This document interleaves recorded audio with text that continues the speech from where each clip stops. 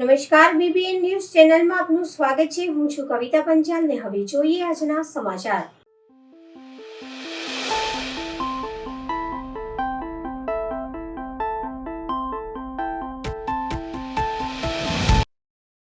ચિત્તપાવન બ્રાહ્મણ સંઘના સુવર્ણ જયંતિ વર્ષનો ભવ્ય સમાપન સમારોહ યોજાયો. વડોદરાના માંડવી સ્થિત કલ્યાણ પ્રસાદ ખાતે ચિત્તપાવન બ્રાહ્મણ સંઘના સુવર્ણ જયંતિ વર્ષનો સમાપન સમારોહ યોજાયો હતો. આ પ્રસંગે મુખ્ય અતિથિ તરીકે મુંબઈના જાણીતા ઉદ્યોગપતિ શ્રી દીપકભાઈ ખૈસાસ ખાસ ઉપસ્થિત રહ્યા હતા. સંસ્થાના અધ્યક્ષ શ્રી મિલિંદ ગરડેએ જણાવ્યું કે સંઘ છેલ્લા 50 વર્ષથી સમાજ ઉત્કર્ષ માટે સતત કાર્યરત છે. સંસ્થા દ્વારા વિદ્યાર્થીઓ માટે સ્કોલરશિપ, મહિલાઓ માટે હલ્દી કુમકુમ, રક્તદાન કેમ્પ અને સામાજિક જાગૃતિના અનેક પ્રકલ્પો ચલાવવામાં આવે છે. મુખ્ય અતિથિ શ્રી દીપકભાઈએ સંસ્થાની સેવાકીય પ્રવૃત્તિને બિરદાવી સમાજ સંગઠન પર ભાર મૂક્યો હતો. આગામી સમય પર સંસ્થા આ જ રીતે समाज सेवाना कार्यों करती रहશે तेवी आशा व्यक्त કરવામાં આવી હતી. नमस्कार, मैं दीपक कैसास, मैं बम्बई से आया हूँ. आज बहुत अच्छा दिन है क्योंकि चित्तपावन ब्राह्मण संघ बड़ौदा में 50 साल पूरे करने के बाद आज ये महोत्सव हो रहा है. कोई भी संस्था 50 साल चलाना बहुत मुश्किल होता है और वो भी एक कम्युनिटी की तरफ से ये जो कार्य चल रहा है वो कार्य बहुत सराहनीय है. ये सुन के ही मैं इधर आने का निश्चय किया और मुझे लगता है ऐसी संस्थाएं अपने समाज के लिए, अपने देश के लिए, लोगों की भलाई के लिए बहुत अच्छी रहती है. बहुत अच्छी तरफ से कार्य चल रहा है इनका, बहुत उत्साह से कार्य चल रहा है और आज जो मुझे क्राउड दिख रहा है उसमें यंग लोग भी है, तो ये संस्था आगे और जाएगी और शायद अपने 100 साल भी पूरे करेगी, तो हमें बहुत खुशी होगी. समाज के युवाओं को क्या मैसेज देना चाहोगे? जी, समाज के युवाओं को क्या मैसेज देना चाहोगे? समाज के युवाओं को यही मैसेज है कि अपनी सोच इतिहास बनाने के लिए बनाओ, कि मैं खुद एक इतिहास कैसा बना सकता हूँ, रादर देन पहले जो हुआ है उसको भूल के मैं खुद अपने सोसाइटी के लिए, अपने देश के लिए, मानवता के लिए क्या कंट्रीब्यूट कर सकता हूँ, ये सोचने की ज़रूरत है. और शायद ऐसे प्लेटफॉर्म जो है वो ऐसी सोच के लिए प्रोत्साहित करते हैं युवाओं को. इसलिए ज़्यादा से ज़्यादा युवा सोशल मीडिया वगैरह सब छोड़ के ऐसे प्लेटफॉर्म पे आ जाएंगे तो लोगों से मिलेंगे, बात करेंगे, सीनियर लोगों से बात करेंगे, तो उनके अनुभव का बहुत फ़ायदा उनको हो सकता है. धन्यवाद. नमस्कार, હું મિલિંદ ગદ્રે, પ્રમુખ ચિત્તપાવન બ્રાહ્મણ સંઘ વડોદરા, જેના 50 વર્ષ સ્થાપનાથી થયેલા છે અને આજે એનો સુવર્ણ મહોત્સવી વર્ષ સમાપન સમારોહના અમે આયોજન કર્યું છે, જેના માટે મુંબઈના પ્રસિદ્ધ ઉદ્યોજક માનનીય શ્રી દીપકજી ઘૈસાસ ઉપસ્થિત રહ્યા છે. તેમજ આજે જે કાર્યક્રમ આયોજિત કરવામાં આવે છે એના માટે મુંબઈના પ્રખ્યાત આર્ટિસ્ટ પણ ઉપસ્થિત છે, જેમાં આદિત્ય ઓક, શ્રુતિ ભાવે ચિતલે તેમજ તુષાર દેવલજી છે. આ સમગ્ર કાર્યક્રમ વડોદરાના કલ્યાણરાયજી હવેલીમાં અમે આયોજિત કરેલ છે અને તેના માટે અમારી નાતના જુદા જુદા માનનીય મહેમાનો આજે ઉપસ્થિત રહ્યા છે. સ્થાનિક સ્વરાજ્યની ચૂંટણીને લઈને જિલ્લામાં આચારસંહિતાના અમલમાં છતાં સમિયાલા રાયપુર રોડ પર દિલ્હી મુંબઈ એક્સપ્રેસ બ્રિજ નીચે ગેરકાયદેસર દારૂના વેચાણની પ્રવૃત્તિ યથાવત હોવાનું સામે આવ્યું છે. માહિતી અનુસાર નીરુ ઠાકોર અને તેમના પુત્ર જયમેશ ઠાકોર બેરોકટ દારૂનો ધંધો ચલાવી રહ્યા હોવાના આક્ષેપો ઉઠ્યા છે. અગાઉના પોલીસ ઇન્સ્પેક્ટર VM ટાંકના કાર્યકાલ દરમિયાન પણ આ મામલે અસરકારક કાર્યવાહી ન થતાં તંત્રની કામગીરી પર પ્રશ્નો ઊભા થયા હતા. હાલ નવા PI ડાંગર સાહેબે ચાર્જ સંભાળ્યા બાદ જનતામાં આશા જાગી છે કે તેઓ કડક પગલાં લેશે. ગુજરાતના દારૂબંધીના દાવાઓ વચ્ચે આવી ઘટનાઓ કાયદાનો અને વ્યવસ્થાની સ્થિતિ પર સવાલ ઊભા કરે છે. હવે ચૂંટણી પહેલાં પોલીસ તંત્ર આ ગેરકાયદેસર પ્રવૃત્તિ બંધ કરાવશે કે નહીં તે જોવાનું રહ્યું. નારી શક્તિ અધિનિયમ બિલના સંદર્ભે મધ્ય ઝોનની પત્રકાર પરિષદનું આયોજન ભાજપ કાર્યાલય ખાતે કરવામાં આવ્યું હતું. પત્રકાર પરિષદને સંબોધવા માટે મહિલા અને બાળ કલ્યાણ વિભાગના મંત્રી શ્રીમતી મનીષાબેન વકીલ તેમજ વડોદરા મહાનગરના ભારતીય જનતા પાર્ટીના અધ્યક્ષ ડૉક્ટર જયપ્રકાશ સોની, વડોદરા જિલ્લાના પ્રભારી ડૉક્ટર ઋત્વિકભાઈ પટેલ વિશેષ ઉપસ્થિત રહ્યા હતા. સૌપ્રથમ તો ટૂંકી નોટિસમાં આ પત્રકાર વાર્તામાં પધારેલા સૌ પત્રકાર મિત્રો, ફોટોગ્રાફર, કેમેરામેન સૌનું હૃદયથી ભારતીય જનતા પાર્ટી વડોદરા મહાનગર વતી હાર્દિક સ્વાગત કરું છું. આ પત્રકાર પરિષદમાં સૌની વચ્ચે ઉપસ્થિત શહેર વિધાનસભાના લોકપ્રિય ધારાસભ્ય અને ગુજરાત સરકારના મંત્રી એવા શ્રીમતી મનીષાબેન વકીલ, સાથે વડોદરા જિલ્લાના પ્રભારી અને પૂર્વમાં યુવા મોરચાનો જેમને કમાન સંભાળ્યું તેવા ઉર્જાવાન ડૉક્ટર ઋત્વિકભાઈ પટેલ, પૂર્વ સાંસદ એવા શ્રીમતી રંજનબેન, પૂર્વ ધારાસભ્ય શ્રીમતી સીમાબેન, પૂર્વ સાંસદ એવા જયાબેન, પૂર્વ મેયર જિગીશાબેન, પૂર્વ ગુજરાત સરકારના મંત્રી, પૂર્વ ધારાસભ્ય અને પૂર્વ શહેર પ્રમુખ એવા જીતેન્દ્રભાઈ સુખડિયા સાહેબ, સૌ ઉપસ્થિત કાર્યકર્તાઓ, શહેરના મહામંત્રીશ્રીઓ અને આ પત્રકાર મિત્રો, 2 દિવસ પહેલા જે રીતે લોકસભાનું પાર્લામેન્ટ સેશન, સ્પેશિયલ સેશન બોલાવવામાં આવ્યું હતું અને ખાસ કરીને ભારતની જે અડધી આબાદી છે એવી નારી શક્તિને સશક્તિકરણ કરવા માટે આદરણીય માનનીય નરેન્દ્રભાઈ જે વિઝન લઈને ચાલતા હતા કે જ્યારે આપણે વિકસિત ભારત બનાવવું છે, ભારતને સમર્થ બનાવવું છે, આઝાદીના 100 વર્ષ પૂર્ણ થાય એટલે કે 2047 સુધી વિકસિત ભારત 2047નો જ્યારે સંકલ્પ લઈને ચાલી રહ્યા છે, ત્યારે નારી શક્તિને વધુ મજબૂત બનાવવા માટે પાર્લામેન્ટમાં અને વિધાનસભામાં એમને 33% આરક્ષણ મળે એવા પ્રકારનો બંધારણમાં સુધારો કરવાની આવશ્યકતા હતી. એનું બિલ લઈને એમને સ્પેશિયલ સેશનનું આયોજન કર્યું હતું અને આપ સૌને જણાવીને દુઃખ થાય કે જ્યારે પાર્લામેન્ટમાં આટલી બધી સારી ચર્ચા થયા બાદ વિરોધ પક્ષે આ બિલને પારિત તો થવા ના દીધું. ત્યાં સુધી તો બરોબર છે કે વિરોધ પક્ષ છે એટલે વિરોધ કરે, પરંતુ જ્યારે લોકસભા પૂરા થયા પછી મકર દ્વાર ઉપર ઊભા રહીને કોંગ્રેસીઓ એનો ઉજવણી કરે, આવી મહિલા વિરોધી માનસિકતા ધરાવનાર કોંગ્રેસીઓને આજની જનતા, ગુજરાતની, ભારતની મહિલાઓ જરૂરથી જવાબ આપશે. આજે નકારાત્મકતાની રાજનીતિના જે પ્રકારના એ લોકો સ્ટેટમેન્ટ આપે છે, હમણાં પૂર્વમાં જ ખડગેજીએ જે રીતે ગુજરાતની જનતાને અભણ અને મૂર્ખ કહી હતી, એવા અનેક પ્રકારના આ નકારાત્મક રાજનીતિના નિવેદનો હોય કે નકારાત્મક રાજનીતિથી વિરોધ કરવાનો હોય, એમને એવું કરી બતાવ્યું છે કે મહિલા વિરોધી માનસિકતા આ કોંગ્રેસ ધરાવી રહી છે. કેટલાય વર્ષોથી આ પ્રશ્ન હતો અને મોદી સાહેબના આજે વિઝનથી 33% આરક્ષણ માટેની એક સુવિધા અને મહિલાઓના સશક્તિકરણની વાત જ્યારે કરવામાં આવી દેશ સમક્ષ, તો એનો પણ વિરોધ કરવો એ એમની માનસિકતા બતાવે છે. આપના માધ્યમથી જણાવવા માગું છું કે આવા કોંગ્રેસની આ મહિલા વિરોધી માનસિકતાની કોંગ્રેસના લોકોને આવનારી સ્થાનિક સ્વરાજ સંસ્થાની ચૂંટણીમાં આપણે સૌ સાથે મળીને જાકારો આપીએ. ધન્યવાદ. જે પ્રેસ કોન્ફરન્સ રાખવામાં આવી છે અને એમાં ઉપસ્થિત અમારા વડોદરા શહેરના અધ્યક્ષ ડૉક્ટર જયપ્રકાશભાઈ સોની, સાથે જ વડોદરા જિલ્લાના પ્રભારી ઋત્વિકભાઈ, પૂર્વ સાંસદ બેન રંજનબેન ભટ્ટ, એવી જ રીતે પૂર્વ સાંસદ બેન જયાબેન ઠક્કર, સાથે જ પૂર્વ ધારાસભ્ય સીમાબેન મોહિલે અને અમારા ભારતીય જનતા પાર્ટીના શહેરમાં મહિલા મોરચાના અધ્યક્ષ સ્નેહલબેન, સાથે જ દાહોદથી પધારેલા ખાસ અમારા મહિલા મોરચાના કાર્યકર્તા, જે ખૂબ જૂના અને સંનિષ્ઠ કાર્યકર્તા, સાથે જ વડોદરાના ધારાસભ્ય રહેલા અને મંત્રી રહેલા એવા જીતુભાઈ સુખડિયા પણ ઉપસ્થિત છે.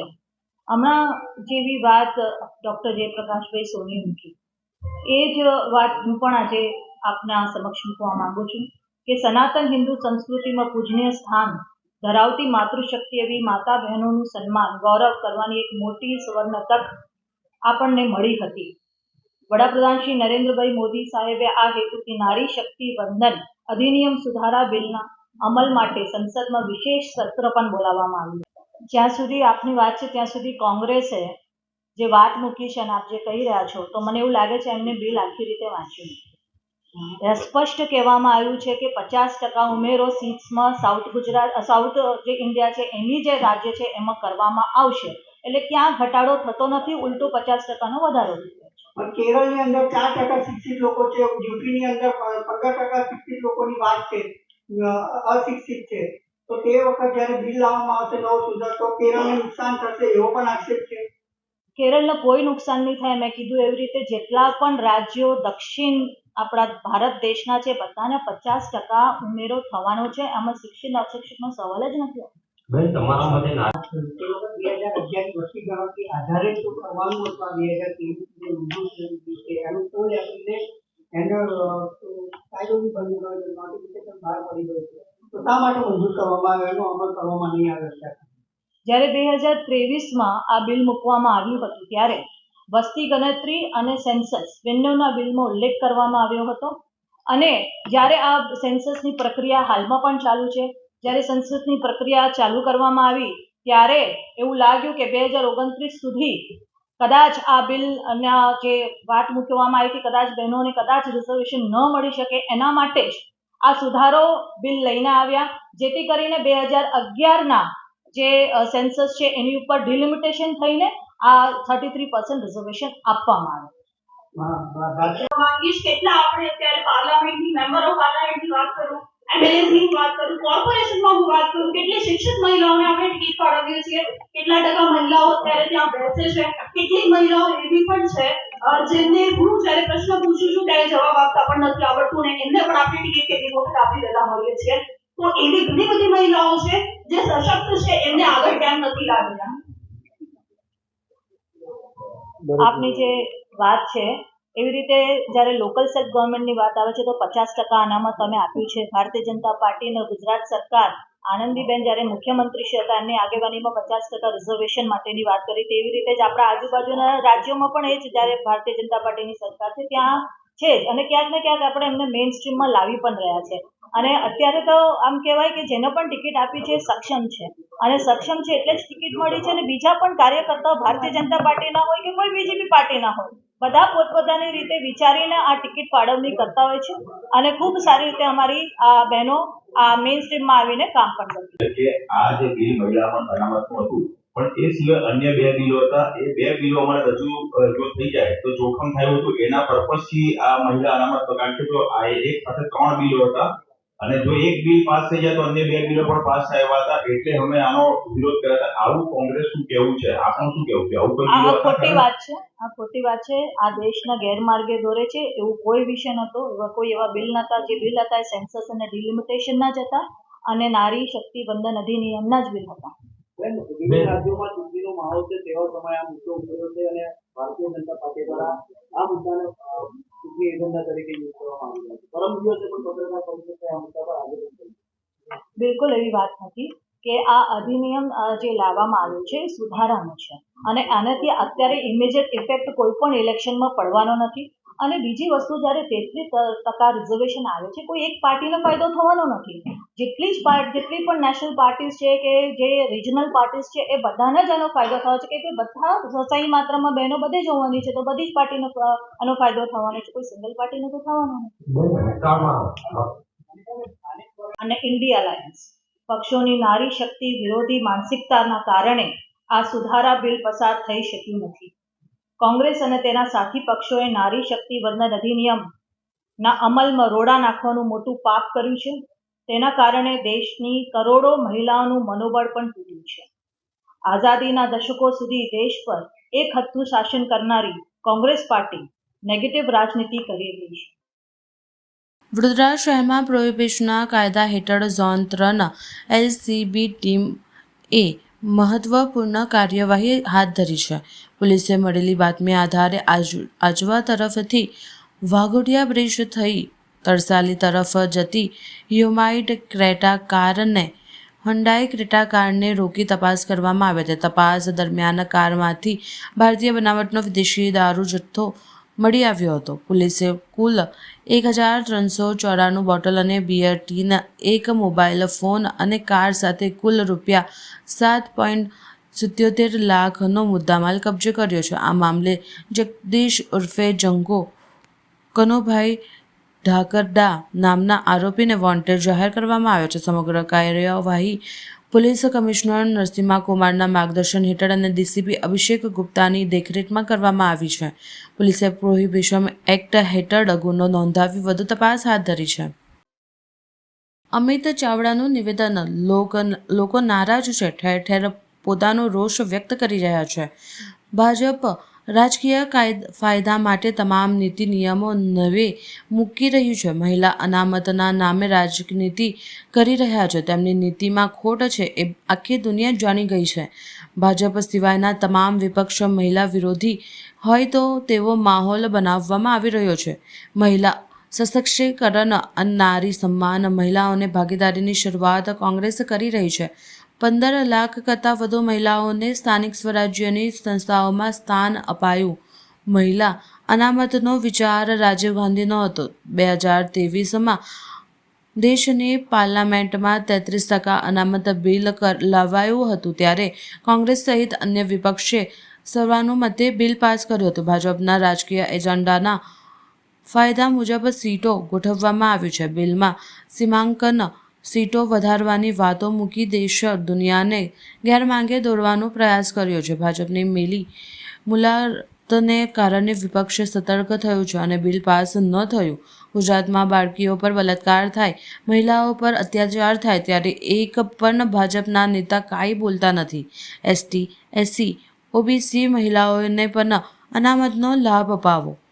મહિલા અનામતના નામે મહિલાઓને છેતરવાની વાત કરવામાં આવી છે.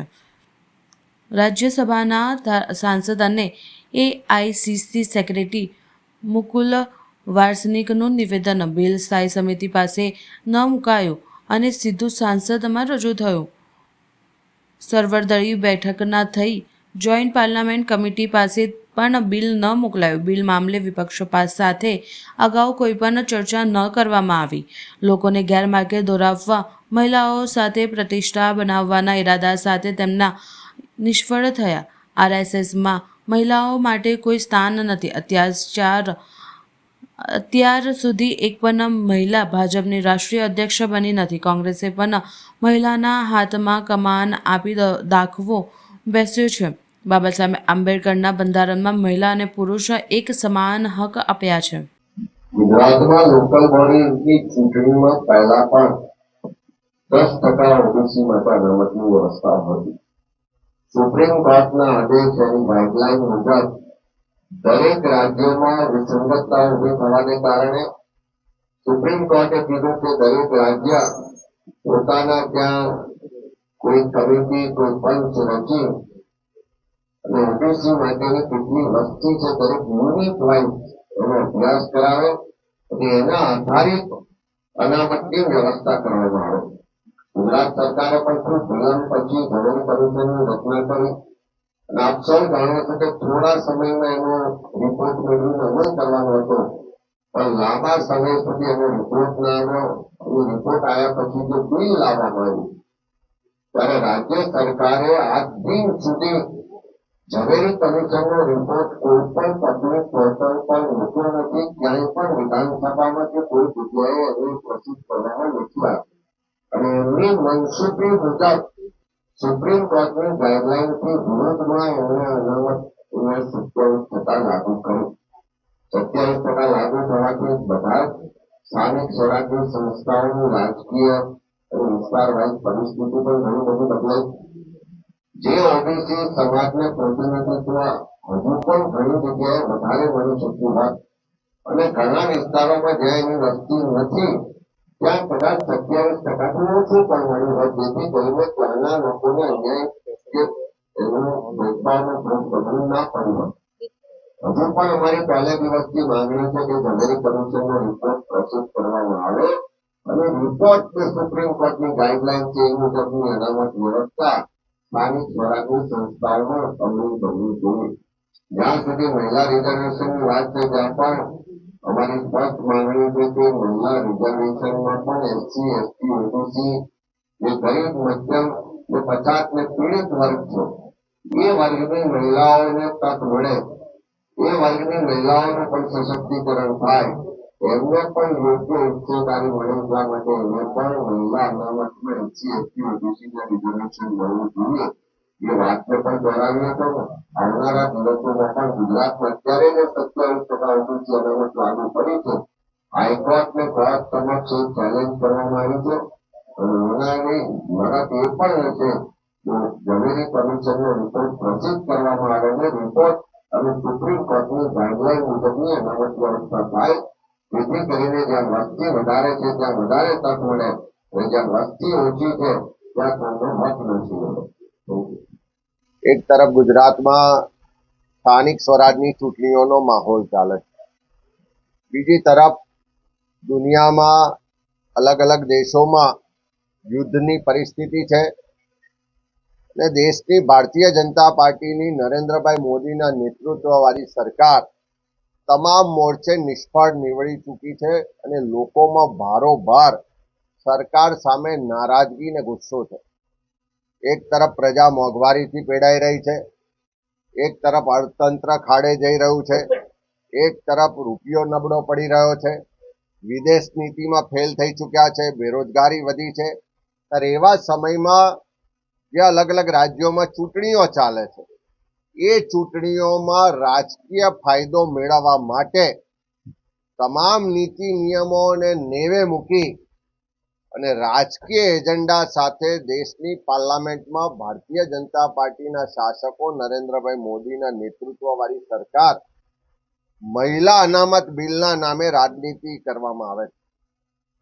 મહિલા અનામતની વાત કરવામાં આવે પણ એમની નીતિ ને નિયતમાં ખોટ છે એ હવે આખો દેશ અને દુનિયા જાણી ગઈ અને ઉલટાનું કોંગ્રેસ પાર્ટી પર આરોપ લગાવવાની વાત કરે. એના માટે આખા દેશમાં પ્રેસ કોન્ફરન્સો, મીડિયા અને બાકીના પ્લેટફોર્મ પર એક એવો માહોલ ઊભો કરવામાં આવે કે જાણે ભારતીય જનતા પાર્ટી મહિલાઓની હિતેચ્છુ છે, હિતરક્ષક છે અને બાકીના વિપક્ષો મહિલા વિરોધી. પણ સાચી હકીકતો જ્યારે આ દેશનો ઇતિહાસ જોઈએ ત્યારે આપણે બધાને મળી શકે છે કે આ ભારતીય રાષ્ટ્રીય કોંગ્રેસની વિચારધારા કે જેણે કોઈ રાજકીય એજન્ડા સાથે નહીં પણ દેશમાં બધાને સમાનતાનો અધિકાર મળે, સામાજિક રાજકીય રીતે ક્રાંતિ થાય, દેશ આઝાદ થાય, એટલા માટે ભારતીય રાષ્ટ્રીય કોંગ્રેસની સ્થાપના થઈ. લાંબી આઝાદીની લડાઈ લડવાનું નેતૃત્વ પણ કોંગ્રેસના નેતૃત્વએ કર્યું. દેશને આઝાદી અપાવવામાં પણ સૌથી મોટો રોલ કોંગ્રેસ પાર્ટીનો રહ્યો અને જ્યારે મહિલા સશક્તિકરણની વાત આવે, નારી સન્માનની વાત આવે, મહિલાઓને ભાગીદારીની વાત આવે ત્યારે સૌથી પહેલું જો શરૂઆત કરી હોય તો 1925માં સરોજિની નાયડુજીને પ્રેસિડેન્ટ બનાવી અને કોંગ્રેસ પાર્ટીએ મહિલા સશક્તિકરણ, મહિલા નેતૃત્વ અને મહિલાની ભાગીદારીની શરૂઆત કરાવી હતી. એ પહેલા પણ અનેક એના દાખલા છે, એની બેસેન્ટથી લઈને ઘણા બધા દાખલા છે. દેશ આઝાદ થયા પછી પણ જ્યારે જ્યારે શાસન આવ્યું ત્યારે મહિલા સશક્તિકરણ માટે, મહિલાઓના સન્માન માટેના કાયદા કાનૂન લાવવામાં આવ્યા. વડોદરાના સયાજીગંજ પોલીસ સ્ટેશન વિસ્તારમાં મોબાઈલ સ્નેચિંગના અનડિટેક્ટ ગુનોને પોલીસે ગણતરીના કલાકમાં ભેદ ઉકેલી 2 આરોપીને ઝડપી પાડ્યા.